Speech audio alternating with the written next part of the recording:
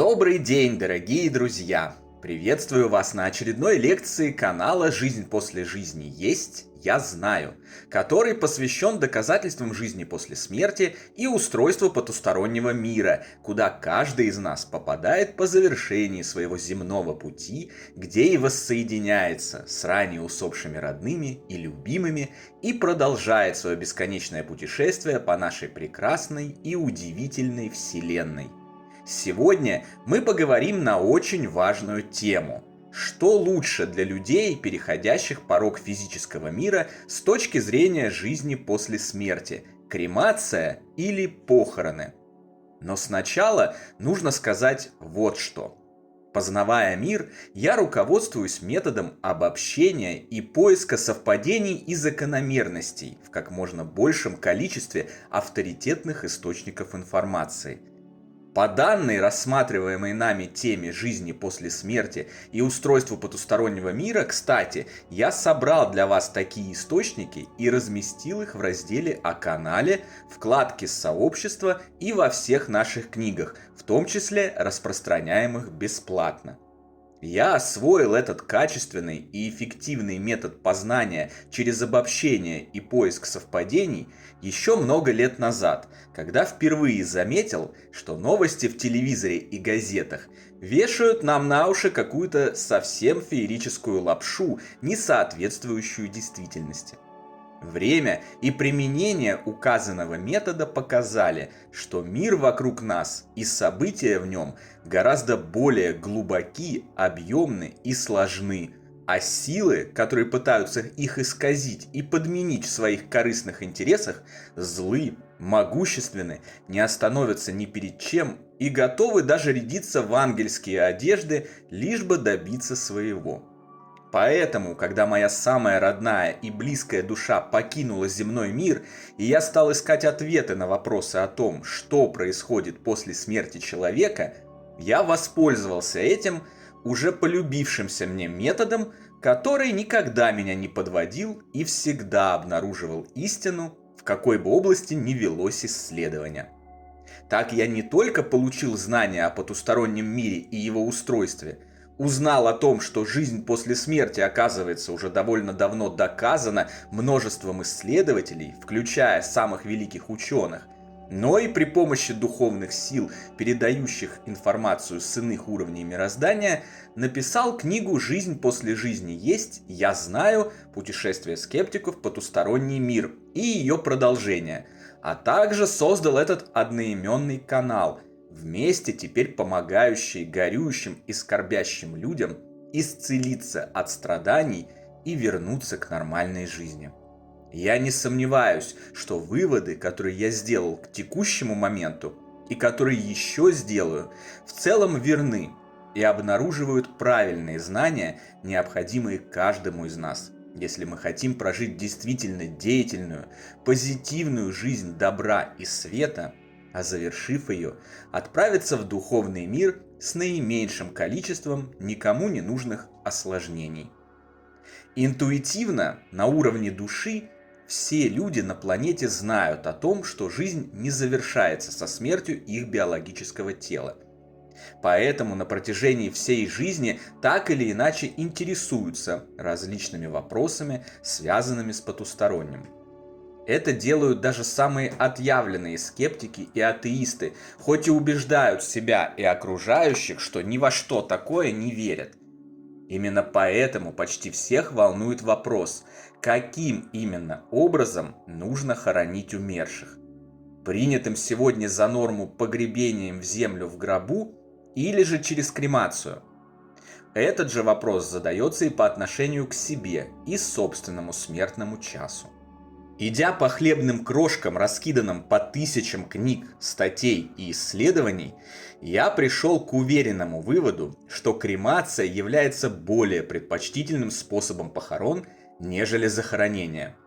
Это обнаруживают те самые совпадения и закономерности, о которых я сказал, и которые поэтому и являются лучшим подтверждением искомого. Наши древние предки знали о смерти гораздо больше, чем современные люди, представители материального общества, которые от смерти всю жизнь бегут, прячутся и закрываются, то есть не знают о ней почти ничего. Почему-то принято считать, что древние были гораздо глупее нас. Но это не так, это далеко не так. Они, быть может, были менее развиты технически, и то не факт, учитывая современные исследования, но с точки зрения умственных способностей, философии и знаний во многих областях, можно с уверенностью утверждать, что они были гораздо умнее человека современного. Попробуйте-ка возвести пирамидальный комплекс в Гизе. Попробуйте-ка построить Великую Китайскую стену или другие чудеса света. Даже сейчас это титанические задачи, сравнимые с полетом на другую планету по стоимости и сложности организации. И вот эти древние люди, гораздо более сообразительные и знавшие о смерти на порядок больше, чем мы, мертвых предпочитали кремировать, а не закапывать в землю. Такой обычай был распространен по всему миру на протяжении многих тысячелетий существования человечества, и только в последние пару тысяч лет сменился на погребение в землю в гробах. В некоторых же странах, например в Индии, обязательная кремация сохраняется и поныне. Многие заблуждаются, думая, что на Руси покойников всегда погребали в землю. И это тоже не так. Сегодня все это пренебрежительно называется язычеством и покрыто флером постыдного иноверия, дьявольщины и ошибочных представлений о жизни, но до прихода нашей эры предки современных жителей России тоже сжигали своих умерших и проводили определенные обряды помощи им в их посмертных путешествиях. Об этом существует множество свидетельств. Руссы – народ, сжигающий своих мертвых.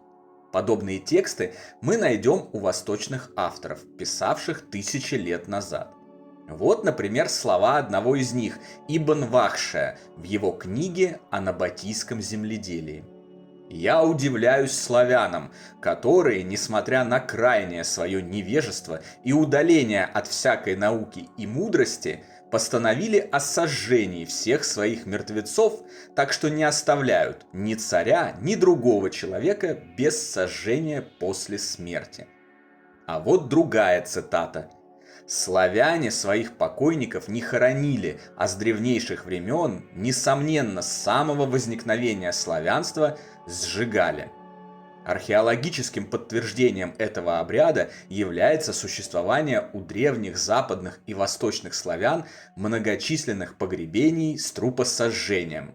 Пишет чешский археолог-славист конца 19-го, начала 20 века Любор Нидерле в работе «Славянские древности». Ключ от будущего лежит в прошлом. Такую надпись я сделал на обложке своей тетрадки более 20 лет назад, находясь на какой-то лекции и унесясь с сознанием далеко за пределы здания, в котором ее читал преподаватель. В этом путешествии, наверняка не без помощи сил из духовного мира, я и обнаружил эту мудрость, а вместе с ней и новые знания.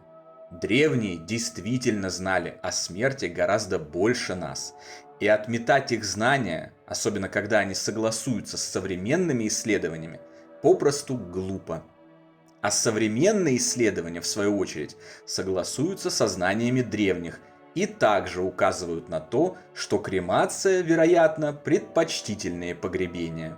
Я уже рассказывал вам ранее в других видео об открытиях доктора Константина Короткова, обнаружившего, что энергоинформационная структура человека, или его так называемая душа, покидает тело не сразу, а в течение некоторого времени. Иногда, в зависимости от вида смерти, это время может сильно растягиваться, привязывая таким образом душу умершего к его телу. Кремация в этом случае способна помочь быстрее отвязаться от тела и покинуть ближайшие к Земле не всегда благополучные духовные сферы. Из обобщенных сведений коммуникации с усопшими, научных исследований и изысканий в области потустороннего нам известно, что определенное количество умерших после перехода границы земной жизни оказываются привязаны к Земле и своему бывшему телу. Это происходит в результате недостаточности или полного отсутствия знаний о жизни после смерти, или эгоистичной жизни на протяжении многих десятилетий, неправильного отношения к своему телу, алкогольной и наркотической зависимостей, актов зла, насилия и жестокости, совершенных умершим. Физическое тело, как инструмент низких вибраций, накапливает и концентрирует их, что также осложняет усопшему его переход. Кремация устраняет тело вместе с большей частью этой негативной энергии и помогает решить некоторое количество затруднений. Искупить их все таким образом, конечно, невозможно. Но задача живущих состоит в том, чтобы помочь усопшим всем, чем возможно. А некоторые ошибки им в любом случае придется исправлять самостоятельно. Это абсолютно нормально и даже более того, естественно. Редкие явления так называемых призраков на могилах, сны с просьбами умерших к живым с выражением недовольства их пребыванием в неудобном гробу, не в той одежде, не на том участке кладбища и так далее, также связаны с привязкой усопшего к его бывшей физической оболочке. Развоплощенный либо вовсе не понимает, что умер, либо зациклен на своем теле и вынужден постоянно находиться рядом с ним. Своевременное сожжение тела не допустило бы подобных случаев. Покинувшая тело душа, не обнаружив бывшей оболочки, вынуждена была бы идти дальше, даже при отсутствии нужных знаний. Искать ответы на вопросы, обращаться за помощью к силам света и продвигаться на посмертном пути вместо того, чтобы на долгие годы застрять у своей могилы, пока тело длительно уничтожается естественным путем через гниение. Вот почему кремация, на мой взгляд, лучший выбор. На протяжении всего своего жизненного пути очень важно осознавать, что ко всему нужно подходить со здравых и разумных позиций. Выбирая кремацию, нужно помнить о том, что не стоит торопиться. С древних времен до нас дошел и обычай хоронить усопших не ранее, чем через 3 дня после их смерти. Этот обычай также можно объяснить постепенным исходом души из физического тела. Слишком раннее его уничтожение может повредить энергоинформационную структуру или, как минимум, навредить восприятию усопшего, еще не осознавшего изменившиеся условия жизни и не привыкшего к ним, но продолжающего обозревать и физический мир, и своих близких, оперирующих в нем. Спешное уничтожение его тела в этих новых условиях может стать фактором стресса. И хоть нет ничего, с чем не смогли бы справиться врачи того света, дополнительные осложнения на пути возвращения в наш общий прекрасный духовный дом никому не нужны. Ведь правда же? Что же касается меня и моей семьи, моего личного опыта и уже ставшего традиционным практического подтверждения озвученных теоретических знаний, то со времен отхода на тот свет моего дедушки более 20 лет назад мы кремируем всех наших родных, уходящих за черту. И ни разу за все прошедшие с тех пор годы я не почувствовал, что кто-то из них остался этим недоволен. Напротив, мир и покой, воцаряющиеся в душе после их возвращения домой, свидетельствуют о том, что мы все делаем правильно. Я и сам уже сделал распоряжение своим живущим родственникам. Когда придет мой смертный час, кремировать износившийся костюм, называвшийся Павлом, через 7 дней после того, как я его покину. А затем не выдумывать никаких пышных и дорогих похорон, не тратить денег, отнимая их от собственных нужд, а вместо этого развеять прах над океаном, праздновать и веселиться, помня о том, как мне хорошо дома, в окружении моих родных и любимых, вернувшихся туда ранее меня и с нетерпением ожидавших нашего воссоединения. Ну а вам, мой дорогой друг, предстоит решать вопрос выбора способа погребения лично, в зависимости от полученных вами знаний и мировоззрения. Ведь у каждого из нас свой путь, свои взгляды и своя история. А я лишь хочу и искренне желаю вам, чтобы ваша история и ваш путь были безоблачными, счастливыми и радостными, полными любви, добра и света.